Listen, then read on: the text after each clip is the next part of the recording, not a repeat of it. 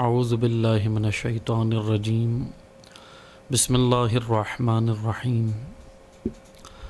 الحمد للہ رب العالمین الصلاۃ والسلام علی اشرف الانبیاء والمرسلین وخاتم النبیین سیدنا و مولانا علی رسولہ الکریم وأہل بیتہ الطیبین الطاہرین المعصومین المظلومین اما بعد فقال اللہ تبارک و تعالی فی کتابہ المجید وفرقانہ الحمید بسم اللہ الرحمن الرحیم الرحمن علم القرآن خلق الانسان علمہ البیان الشمس والقمر بحسبان والنجم والشجر يسجدان والسماء رفعها ووضع الميزان ألا تطغوا في الميزان وأقيموا الوزن بالقسط ولا تخسروا الميزان والأرض ووضعها للأنام فیہا فاکہۃ والنخل ذات الاکمام والحب ذو العصف والریحان فبأی آلاء ربکما تکذبان۔ صدق اللہ العلی العظیم۔ محترم سامعین کرام، السلام علیکم ورحمۃ اللہ وبرکاتہ۔ الحمدللہ، اللہ تعالیٰ کی توفیق سے، لطف الہی سے آپ سامعین کی خدمت میں ہم جس موضوع کو ہم نے آغاز کیا ہے طالب علمانہ، جس کی انشاءاللہ ہم تشریح اور تفسیر آپ کی خدمت میں کریں گے، قرآن کریم کا 55واں سورہ، سورہ مبارکہ رحمان، اس کی ہم نے آپ کی خدمت میں چند آیات کی تلاوت فرمائی ہے، ابتدائی چند آیات کی۔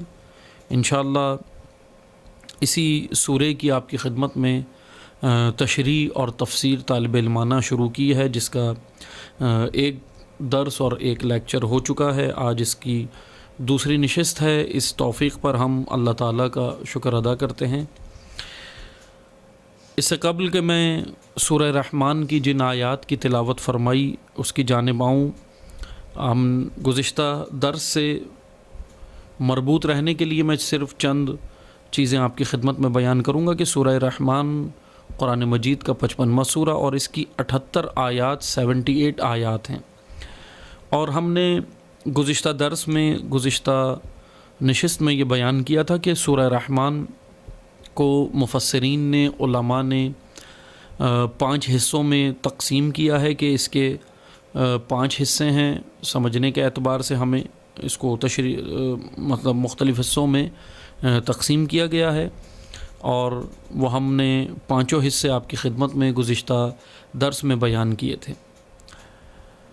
سورہ رحمان کے حوالے سے یا قرآن کریم کے حوالے سے، ثواب کے حوالے سے متعدد روایات موجود ہیں، اور الحمدللہ آپ سنتے بھی ہیں ثواب کے حوالے سے کہ الحمدللہ اللہ تعالیٰ نے ثواب رکھا ہے اور کافی ثواب رکھا ہے، وہ آپ روایات میں سنتے ہیں۔ لیکن ابھی ہمارا موضوع اس سورے کی آیات کو سمجھنا ہے، اور اللہ تعالیٰ نے اس سورے میں جو آغاز کیا، جس طرح میں نے آپ کی خدمت میں بیان کیا تھا گزشتہ درس میں، کہ ایک حدیث ہے پیغمبر اکرم صلی اللہ علیہ وآلہ وسلم کی، اور وہ حدیث یہ ہے کہ ہر ایک کے لیے ایک عروس ہے، اور قرآن کی عروس سورہ رحمان ہے، اور عروس کی وضاحت ہم کر چکے ہیں، یعنی دلہن جس کا معنی کیا جاتا ہے عام بول چال کے اندر، اور اس کی وضاحت ہم گزشتہ درس میں کر چکے ہیں کہ عروس القرآن سورہ رحمان کو قرار دیا۔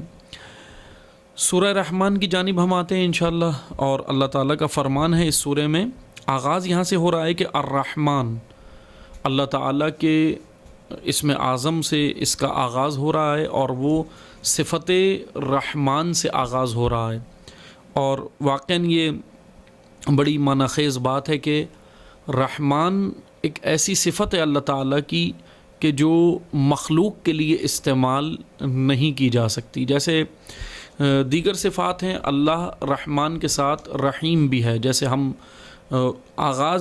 جیسے ہم بسم اللہ الرحمن الرحیم جب پڑھتے ہیں تو اس میں رحمان و رحیم دونوں صفت الہی کا تذکرہ ہو رہا ہے، لیکن صفت رحمان مختص ہے اللہ کی ذات کے ساتھ، ذات حق کے ساتھ، واجب الوجود ذات کے ساتھ مختص ہے، یہ ہم مخلوقات کے لیے استعمال نہیں کر سکتے۔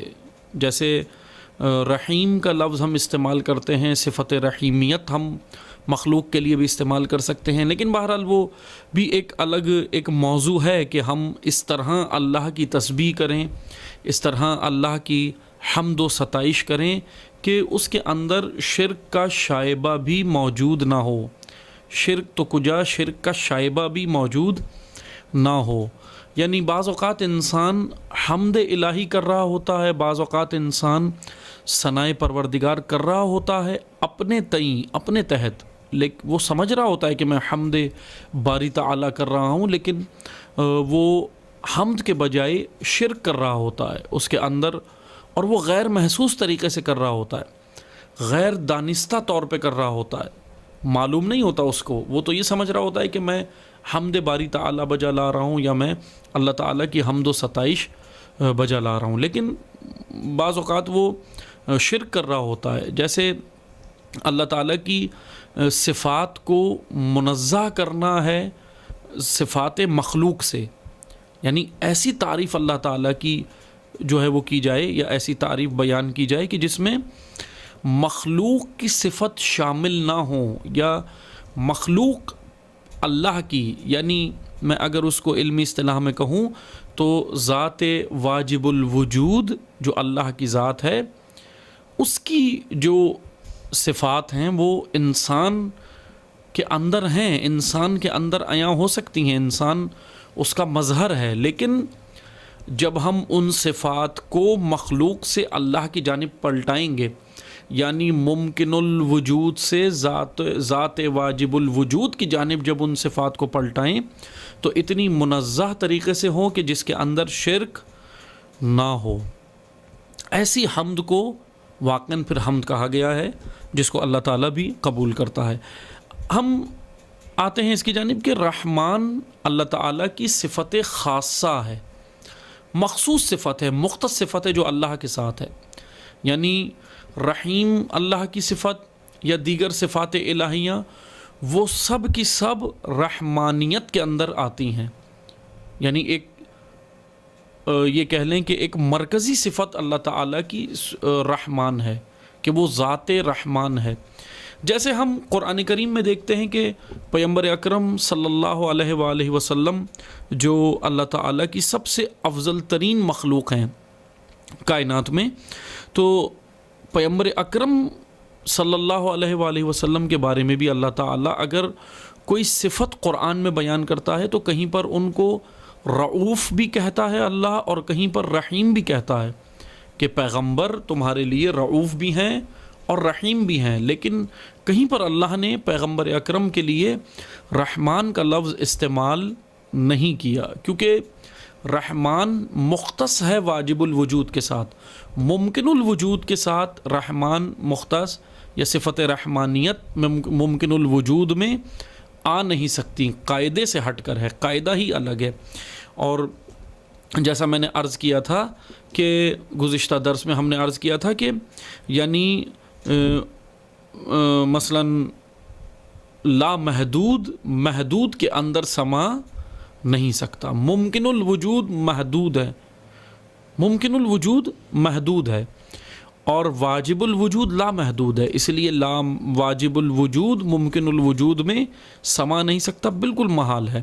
اسی طرح صفت رحمانیت اللہ کی وہ فقط اللہ کے ساتھ مخصوص ہے، وہ کسی مخلوق یا ممکن الوجود کے ساتھ مخصوص نہیں کر سکتے، یا اس کے لیے ہم استعمال بھی نہیں کر سکتے۔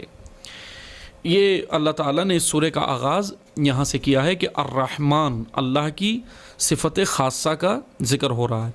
آگے اللہ تعالیٰ کا فرمان ہے آیہ دوم میں، علم القرآن خلق الانسان علمہ البیان، یہ 4 آیات ہیں، یعنی پہلی آیت الرحمن، دوسری آیت علم القرآن، آیہ سوم تیسری آیت خلق الانسان، چوتھی آیت علمہ البیان۔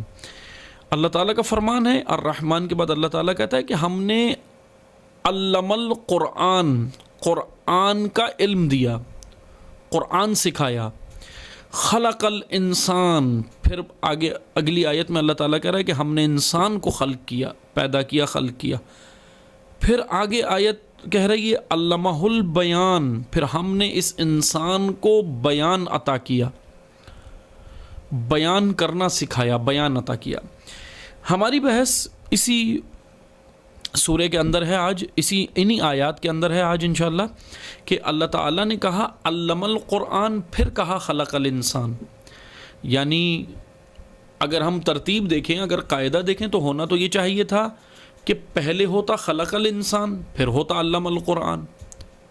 یعنی اللہ تعالیٰ کہہ رہے ہیں ہم نے قرآن کا علم دیا، پھر آیت کہہ رہی ہے کہ انسان کو خلق کیا۔ بھئی قاعدہ کیا ہے؟ قانون تو یہ ہے نا کہ پہلے یہ بیان ہو کہ ہم نے انسان کو خلق کیا، پھر کہا جائے کہ ہم نے قرآن کی تعلیم دی۔ لیکن یہاں پر اس طرح نہیں ہے، آیت اس طرح نہیں ہے، آیا اس طرح ہے کہ علم القرآن، پہلے قرآن کا علم ہے، خلق الانسان، پھر انسان کی خلقت ہے، اور پھر ایک اور علم کا تذکرہ اگلی آیت میں کیا جا رہا ہے کہ علمہ البیان، پھر ہم نے اس انسان کو بیان عطا کیا۔ اب ہم نے یہاں پر یہی دیکھنا ہے، اللہ تعالیٰ نے خلقت انسان سے پہلے اگر خدا یہ کہتا کہ مثلا ہم نے قرآن کو نازل کیا، تو بھی بات چلیں سمجھ آتی کہ اللہ تعالیٰ نے خلقت انسان سے پہلے قرآن نازل کیا، انبیاء کے لیے کیا یا کسی اور مخلوق کے لیے کیا۔ لیکن یہاں پر اللہ نے نزول کا لفظ استعمال نہیں کیا، بس اللہ تعالیٰ یہ نہیں کہہ رہا کہ نزول کی بات نہیں ہو رہی، تعلیم قرآن کی بات ہو رہی ہے، تعلیم قرآن کی۔ اسی لیے ہمیں یہاں پر یہی سمجھنا ہے کہ تعلیم قرآن کیا ہے، نزول قرآن کیا ہے، کیونکہ قرآن کریم ایک مجرد حقیقت ہے، ایک مجرد حقیقت ہے۔ جیسے قرآن کے لیے قرآن کریم نے ہی، قرآن کریم میں ہی اللہ تعالیٰ نے قرآن کریم میں قرآن کے لیے دو جملے استعمال کیے ہیں، انزال اور تنزیل۔ انزال بھی نازل ہونے کو کہتے ہیں اور تنزیل بھی نازل ہونے کو کہتے ہیں۔ اب ہم نے یہاں پر یہی سمجھنا ہے، توجہ سے سنیں۔ انزال ایسے نزول کو کہتے ہیں جو اجمالی طور پر ہو، جیسے سورہ قدر میں ہے کہ انا انزلناہ فی لیلۃ القدر، انزلنا، یہاں پر انزال کا لفظ استعمال ہے۔ تو انزال کہتے ہیں اجمالی طور پر نزول، ایک ساتھ، اور تنزیل کہتے ہیں تدریجاً، آہستہ آہستہ، آیت با آیت۔ یہ فرق ہے انزال اور تنزیل میں۔ لیکن خداوند تبارک و تعالی نے قرآن کریم میں قرآن کے بارے میں دونوں الفاظ استعمال کیے، انزال بھی اور تنزیل بھی۔ اب ہم نے یہی سمجھنا ہے، نزول اگر ہمارے سمجھ آئے گا، نزول قرآن جب ہمارے سمجھ آئے گا تو پھر ہمیں یہ بھی سمجھ آئے گا کہ یہاں پر علم القرآن پہلے کیوں ہے اور خلق الانسان بعد میں کیوں ہے۔ نزول قرآن کی حقیقت ہم نے سمجھنی ہے، کیونکہ نزول کے حوالے سے، نزول قرآن کے حوالے سے جیسے ہی مثلاً ہم نزول قرآن کی بات کرتے ہیں، نازل ہونے کی، تو سب سے پہلے جو ہمارے ساتھ ایک مشکل پیش آتی ہے وہ یہ کہ ہمارے اذہان، ہمارے ذہن مصادیق کے اسیر بنے ہوئے ہیں، یعنی مصداق کے اندر پھنس جاتے ہیں، جس کی وجہ سے مفہوم کلی ہم سے چھوٹ جاتا ہے، ہم پھر اس مفہوم کلی کو سمجھ نہیں پاتے۔ مثلا مصداق اس طرح کہ جیسے ہی نزول کا نام آتا ہے یا نزول کا لفظ استعمال کیا جاتا ہے کہ نزول قرآن، تو ہمارے ذہن میں آتا ہے اوپر سے نیچے، اوپر سے نیچے، آسمان سے نیچے کی جانب۔ البتہ لغت کے اعتبار سے، لغوی اعتبار سے نزول کا معنی اوپر سے نیچے آنا ہی ہے، ٹھیک ہے، یہ غلط نہیں ہے، درست ہے کہ اوپر سے نیچے آنا، لیکن ہم نے یہی سمجھنا ہے کہ نزول قرآن سے مراد کیا لی گئی ہے، نزول قرآن کس طرح ہوا ہے، ذات گرامی پیغمبر اکرم یا قلب نورانی پیغمبر اکرم صلی اللہ علیہ وآلہ وسلم پر نزول قرآن کی کیفیت کیا ہے، نزول قرآن کا طریقہ کیا ہے، نزول قرآن کس طرح ہو رہا ہے۔ اور جب ہمارے نزول قرآن سمجھ آئے گا تو پھر ہمیں علم القرآن و خلق الانسان، یہ دونوں باتیں پھر ہمیں سمجھ آئیں گی، کیونکہ خلقت انسان کا بعد میں تذکرہ ہے اور تعلیم قرآن کا پہلے تذکرہ ہے۔ بس عزیزان محترم توجہ سے سنیں، اب یہاں پر نزول قرآن کی جیسی باری آتی ہے تو نزول قرآن سے مراد یہ نہیں ہوتی کہ صرف اوپر سے نیچے، جیسے جبرائیل علیہ السلام آتے تھے اور پیغمبر اکرم کو آ کر صفحات دیتے تھے، جیسے آج ہمارے پاس قرآن موجود ہے نا، جلدوں میں، حاشیوں میں، صفحات میں، جیسے ابھی میرے سامنے رکھا ہوا ہے صفحوں کے اندر موجود ہے۔ تو حضرت جبرائیل علیہ السلام اللہ کے نبی کو آ کر اس طرح نہیں دیتے تھے کہ مثلا آ کر کوئی ایک صفحہ دیا اور کہا کہ آج پڑھ کر سنا دیں، اس طرح نہیں ہے۔ نزول قرآن یعنی قرآن فہم انسان کے برابر ہو گیا، فہم انسان کے مطابق ہو گیا۔ نزول کا معنی یہ ہے کہ پہلے یہ قرآن انسانی اذہان کی ہدایت کے قابل نہیں تھا، یا انسانی اذہان کی سطح کے مطابق، قابل سے مراد سطح انسانی، فکر انسانی، عقل انسانی، کیونکہ عقل انسانی ایک محدود ہے اور قرآن کلام الہی ہے، تو جس طرح ذات حق واجب الوجود ذات لامحدود ہے، محدود نہیں ہے اللہ کی ذات، لامحدود ہے، تو اسی طرح صفت الہی لامحدود ہیں اور اسی طرح کلام الہی خود لامحدود ہے۔ قرآن کریم، اب ہم نے یہی ایک مسئلہ سمجھنا ہے نا کہ قرآن کریم محدود، لامحدود، ایک لامحدود حقیقت محدود عقل میں کس طرح سما سکتی ہے، سوال یہ ہے نا۔ تو یہی نزول کا معنی ہے کہ انسان کی عقل محدود ہے اور یہ لامحدود کلام الہی، وَلَقَدْ يَسَّرْنَا الْقُرْآنَ، یسرنا القرآن، قرآن آسان کر دیا، اللہ نے آسان کر دیا۔ خود قرآن کریم کہنا نا اللہ نے آسان کیا، آسان سے مراد کیا ہے؟ یعنی یہ فکر انسانی اور عقل انسانی کے مطابق ہدایت بن گیا ہے۔ اس سے پہلے قرآن کہاں تھا؟ لا یمسہ الا المطہرون، قرآن کہہ رہا ہے، خود قرآن کہہ رہا ہے کہ اس کو مطہرون کے علاوہ کوئی اس کو لمس نہیں کر سکتے تھے، درک نہیں کر سکتے تھے، سمجھ نہیں سکتے تھے۔ اب جیسے ہی مطہرون کی باری آتی ہے تو ہم کیونکہ میں نے کہا نا کہ ہمارے ذہن جو ہے وہ مصداق کے اسیر ہیں، اس لیے ہم فوراً چلے جاتے ہیں حدث و خبث میں کہ حدث و خبث سے جو پاک ہے وہ مطہرون ہے۔ بے شک مطہرون وہ بھی ہیں، لیکن وہ ایک مصداق ہے، حدث و خبث سے پاک مطہرون وہ ایک مصداق ہے۔ لیکن یہاں پر جو مطہرون کی بات ہو رہی ہے وہ جسمانی مطہرون نہ کہ حدث و خبث سے جو پاک ہوں، ایسی نجاست سے جو پاک ہوں، بلکہ وہ مطہرون کہ جو کلام الہی کو سمجھنے کی وسعت، کلام الہی کو سمجھنے کی طاقت اور کلام الہی کو سمجھنے کے جو ہے وہ اپنے اندر صلاحیت رکھتے تھے۔ یعنی یہ قرآن ایک مجرد حقیقت ہے، یہ قرآن ایک ایسی حقیقت ہے جو خلقت انسان سے پہلے بھی تھا، کہ جو آیت کہہ رہی ہے نا کہ علم القرآن وخلق الانسان، علم القرآن خلق الانسان، پہلے قرآن کی تعلیم پھر خلقت انسان۔ تو بس یہ آیت یہی بتا رہی ہے کہ خلقت انسان سے پہلے قرآن تھا، لیکن انسان کی دسترس سے باہر تھا، کیونکہ کلام اللہ، کلام الہی لامحدود ہے، کلام الہی ایک مجرد حقیقت ہے، کلام الہی قدیم ہے، جس طرح ذات حق قدیم ہے اسی طرح کلام حق بھی قدیم ہے۔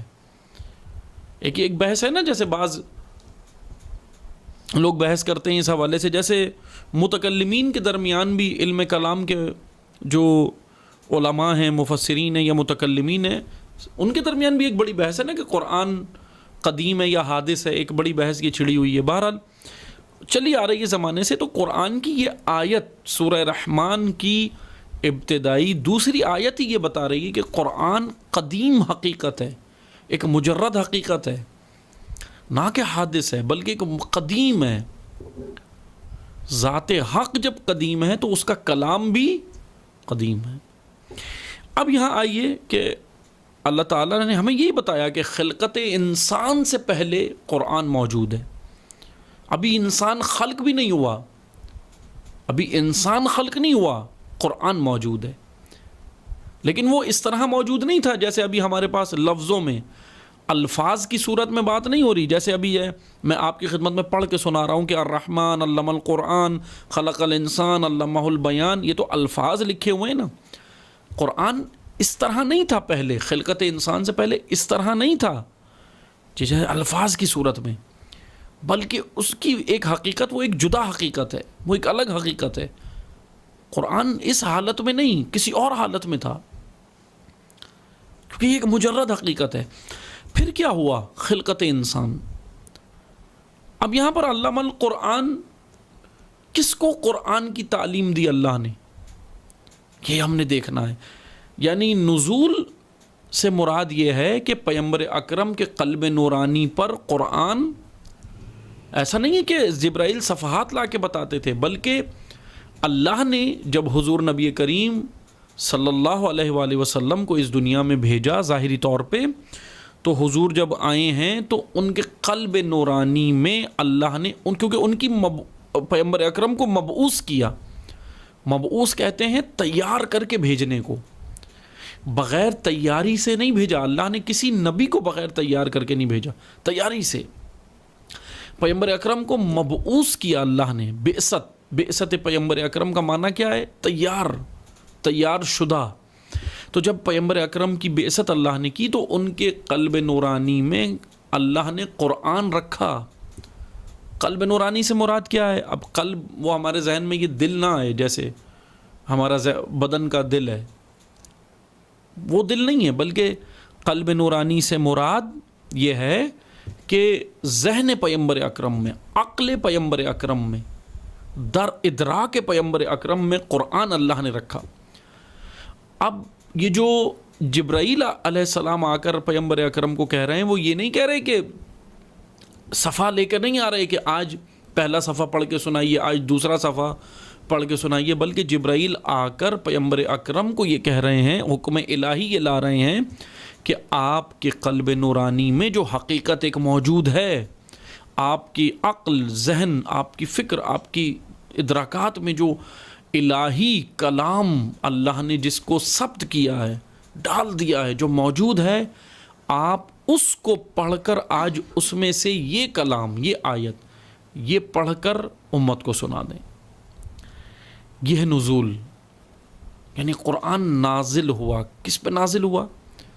ذات پیغمبر پر نزول قرآن ہو چکا، اب ذات پیغمبر کے ذریعے سے یہ قرآن عوام الناس کے لیے نازل ہوا یعنی عوام الناس کی ہدایت، عوام الناس کے لیے یہ ہدایت ہے، عوام الناس کی روزمرہ امور، روزمرہ روٹین کی لائف کے اندر اب جو حقیقت، اس کے لیے قانون اللہ نے بھیجا ہے وہ قرآن ہے۔ عزیزان محترم، علم القرآن خلق الانسان، قرآن ایک حقیقت ہے، یہ موجود تھا، پھر اللہ نے انسان کو خلق کیا، اور پھر کیا ہوا؟ علمہ البیان، پھر اس کو ایک حقیقت عطا کی کہ اس کو بیان بھی عطا کیا۔ اب یہ ایک الگ بحث چھڑ جاتی ہے آگے آیت کے اندر۔ تعلیم کا ذکر پہلے، پھر خلقت کا، اور پھر تعلیم کا۔ کس طرح اللہ نے دو تعلیمات کے درمیان میں خلقت انسانیت رکھی ہے، خلقت انسان رکھا ہے۔ اب یہ ہم نے سمجھنا ہے۔ خلق الانسان علمہ البیان، پھر اس کو ہم نے بیان عطا کیا۔ علم القرآن جو خدا پہلے کہہ رہا ہے، اس کا معنی یہ ہے، اب میں اگر اس کی وضاحت کروں مختصر سے الفاظ میں، تو علم القرآن یعنی پہلے اللہ نے ہدایت کو پہلے خلق کیا، یعنی ہدایت پہلے اللہ نے خلق کی اور ہدایت لینے والا بشر بعد میں خلق کیا اللہ نے۔ کیا خوبصورت اللہ تعالیٰ نے حقیقت بیان کی ہے کہ یعنی مقصد خلقت انسان پہلے بیان ہوا، پہلے خلق ہوا، مقصد خلقت انسان کی خلقت کا مقصد پہلے اللہ نے خلق کیا، اور وہ مقصد ہے ہدایت، انسان کی ہدایت، وہ پہلے خلق کیا اور انسان کو بعد میں خلق کیا۔ کیا لطف پروردگار ہے، یہ بہت بڑا لطف ہے اللہ کا، کرم ہے یہ پروردگار کا کہ اللہ نے ہوتا تو یہ ہے نا عموماً کہ انسان جب خلق ہو جائے، انسان جب دنیا میں آ جائے، پیدا ہو جائے، تو پھر ہم اس کے لیے ضرورت کی اشیاء بناتے ہیں۔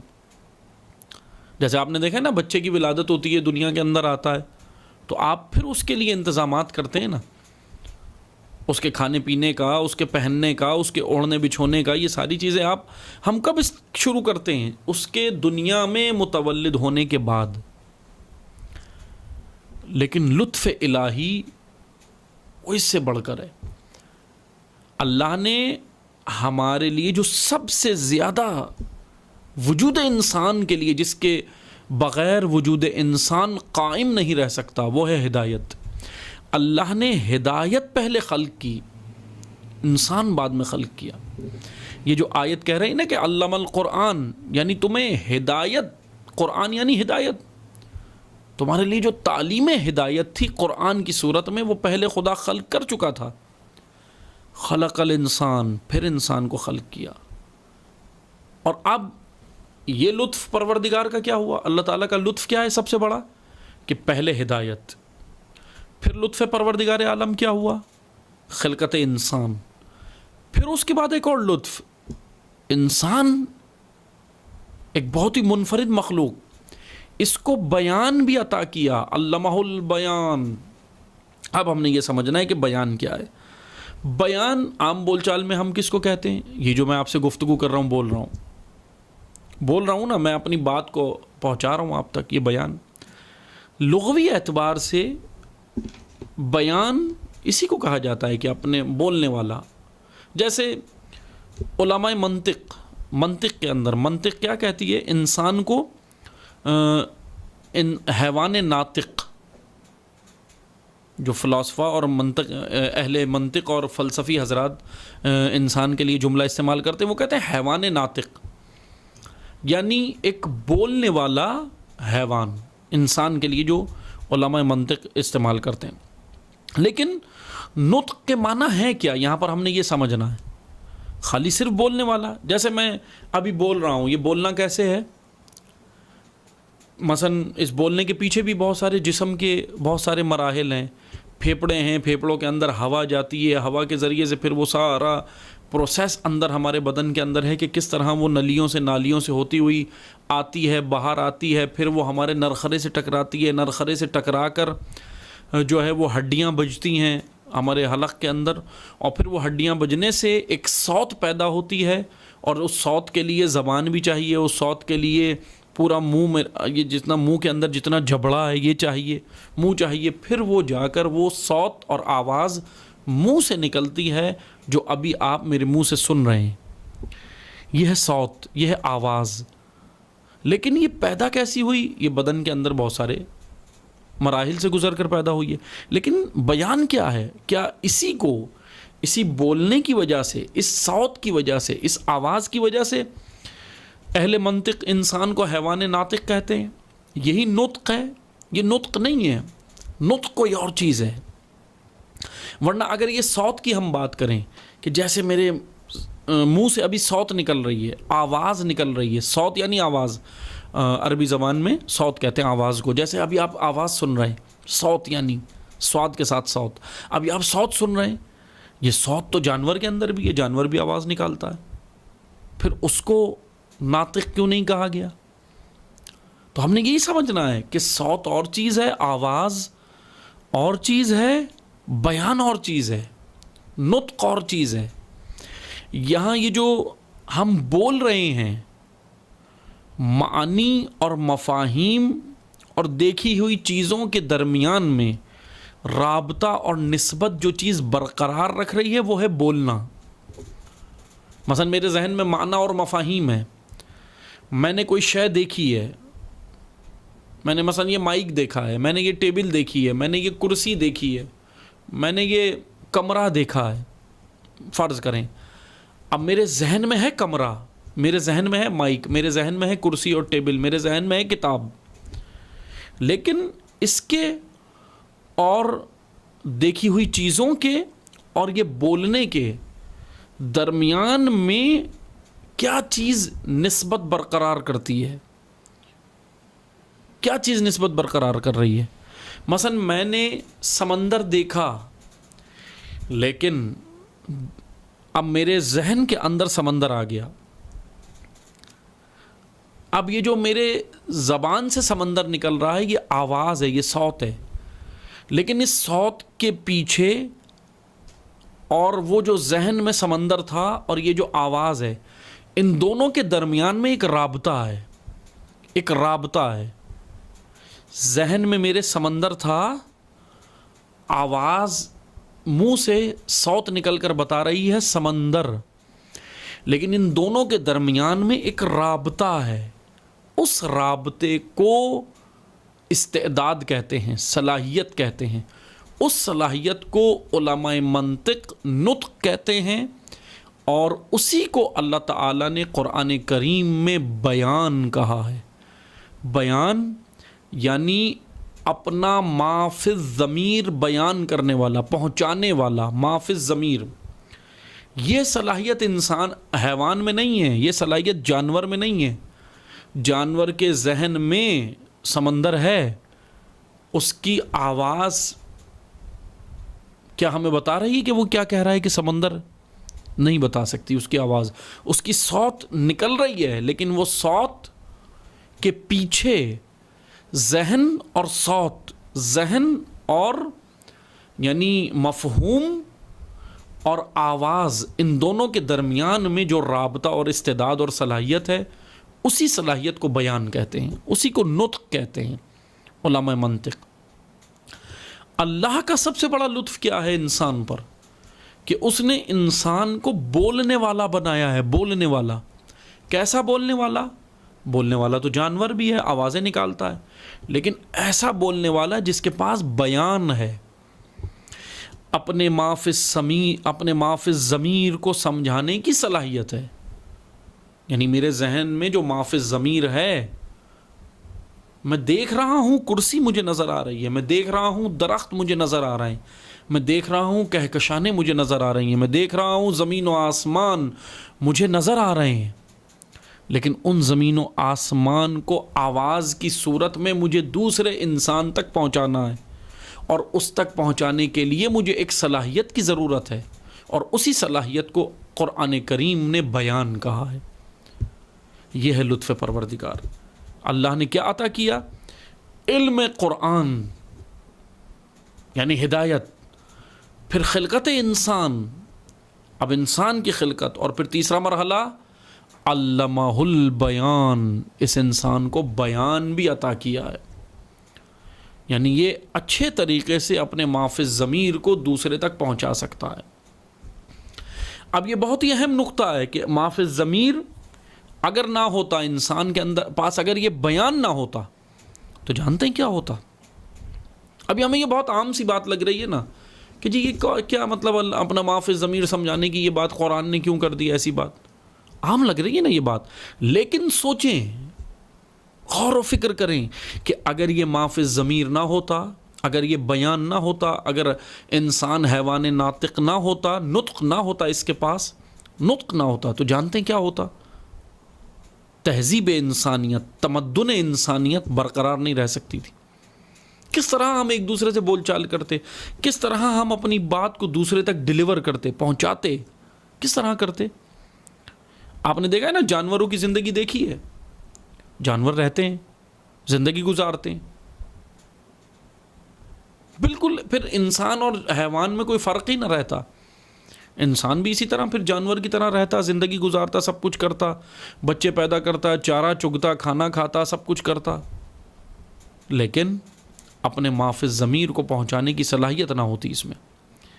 تو یہ بیان اللہ تعالیٰ کی جانب سے ایک بہت بڑی نعمت ہے، بہت بڑا لطف پروردگار ہے۔ یہ انسان کی خلقت اس طرح ہوئی کہ اس کو بیان عطا ہوا۔ اگر یہ بیان نہ ہوتا تو تہذیب انسانیت نہ ہوتی، تمدن نہ ہوتا۔ پھر آگے آیات بہرحال چل رہی ہیں. الشمس والقمر بحسبان. پھر بڑی خوبصورت آیات ہیں آگے کے شمس و قمر. پھر اس کے بعد نعمت الہیہ کا ذکر ہو رہا ہے کہ والنجم والشجر یسجدان، کہ نجم اور شجر کے بارے میں ہے، پھر آسمان کے بارے میں ہے، پھر میزان کے بارے میں. یعنی بہت خوبصورت اللہ تعالیٰ نے آگے بڑی نعمتیں بیان کی ہیں. بس علمہ البیان یعنی ایسی نعمت الہی پروردگار کی کہ جس کے ذریعے سے انسان کیا کر رہا ہے، بیان و قلم کے ذریعے سے خود انسان تہذیب کو اور تمدن کو محفوظ کر رہا ہے. آپ دیکھیں ایک اللہ نے 2 نعمتوں کا ذکر کیا قرآن کریم میں انسان کے لیے خصوصی مختص، ایک بیان اور ایک قلم. قلم کیا ہے؟ اب میں پھر دوبارہ وہی جملہ کہوں گا کہ جیسے ہی ہمارے ذہن میں کوئی لفظ آتا ہے ہمارے ذہن میں اس کی مصداق آ جاتا ہے.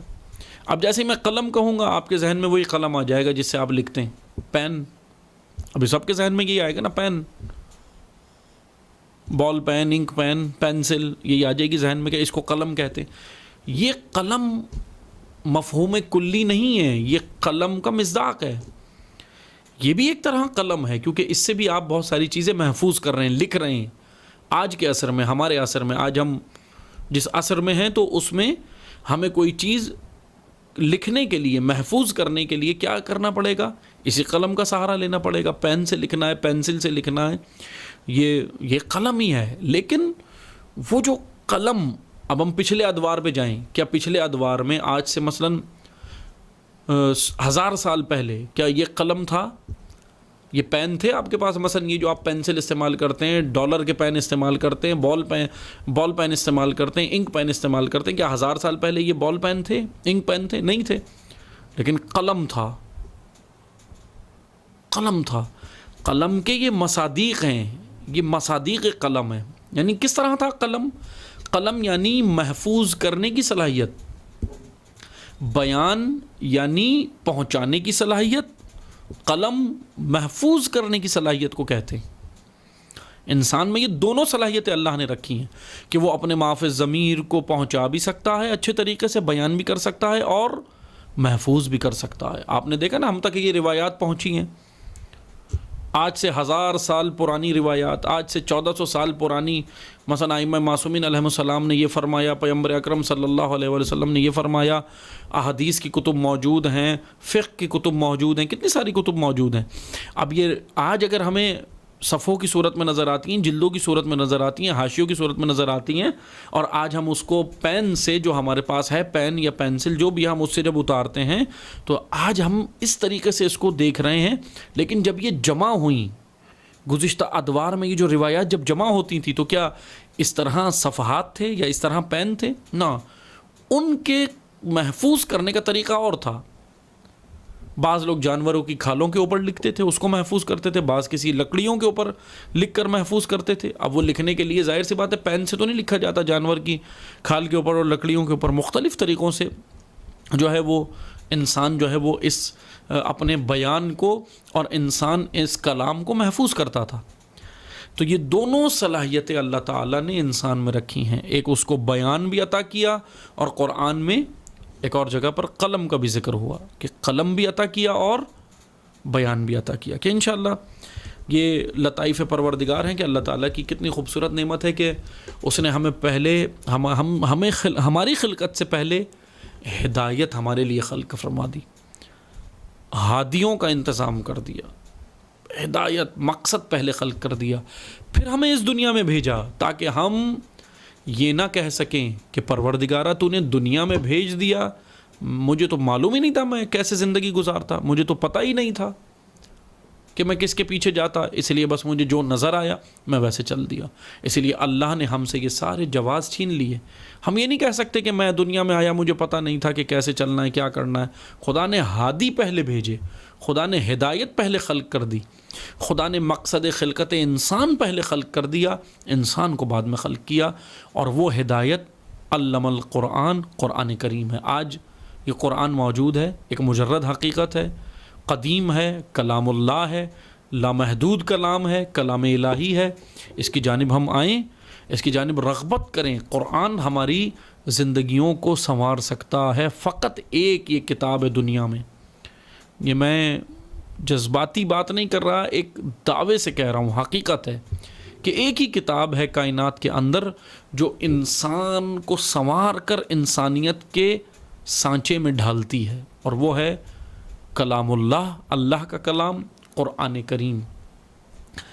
آج ہمیں قرآن کی جانب اس طرح آنے کی ضرورت ہے جیسا حق بنتا ہے. تلاوت ہم کرتے ہیں، قاری ہم ہیں، سب کچھ کر رہے ہیں، لیکن قرآن پر عمل، امپلیمنٹ، جب تک ہم قرآن کو اپنی زندگی میں نافذ نہیں کر لیتے، قرآن کا حق ادا نہیں ہوگا. کہ انشاءاللہ ہم اللہ تعالیٰ سے دعا کرتے ہیں خداوند تبارک و تعالیٰ ہمیں قرآن کریم جیسا اس نے نازل فرمایا اسی طرح خدایا ہمیں قرآن کریم کو سمجھ کر اس پر عمل کرنے کی توفیق عطا فرمائے انشاءاللہ. باقی جو آیات انشاءاللہ چل رہی ہیں ہم انشاءاللہ اگلے درس میں پھر باقی کی آیات بیان کریں گے.